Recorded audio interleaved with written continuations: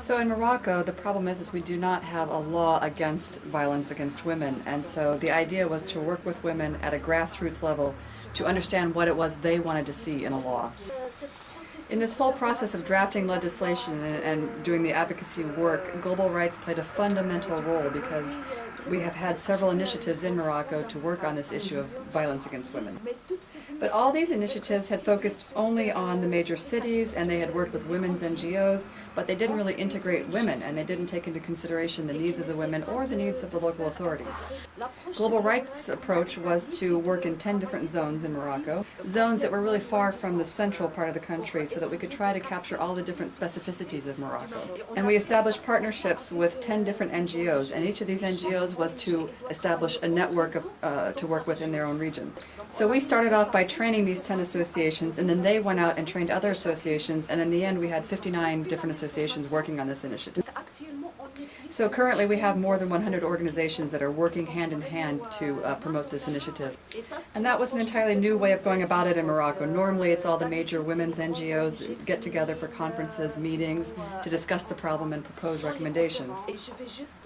And to give you one last point to illustrate how good of a process this was, when our partners went out to meet with the local police and to hold focus groups with them, to ask them what barriers are there to working with women and what recommendations would you make, many of them had only one response. And what they said was, it's hard to even answer because up till now nobody's even bothered to ask us about it, even at the central level. And they told us most of the time that NGOs tend to look at us as though we were the enemy. This is the first time that somebody's working with us as a partner. And that had a very good impact because now we see the NGOs and the authorities working together.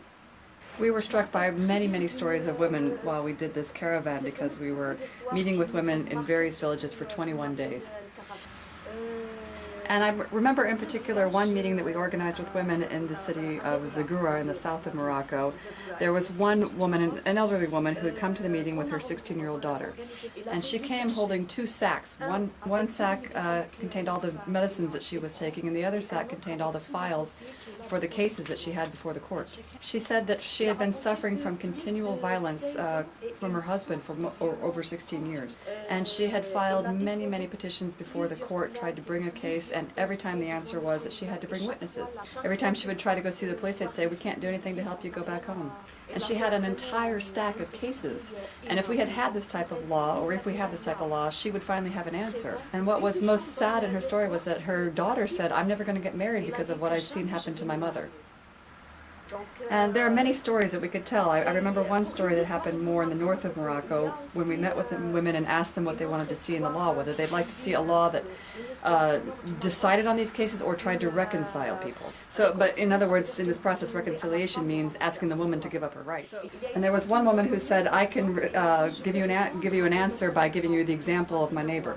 She said that her neighbor, through this process of reconciliation and having to give up her rights, decided that the only solution in the end was to kill herself. We took her testimony, her story, and we told it to another group in the south of Morocco, in an entirely different village. And ironically, a woman in the audience raised her hand and said, "Well, at least that woman managed to kill herself. I tried 3 times, but since our houses aren't very tall, I only had a broken leg."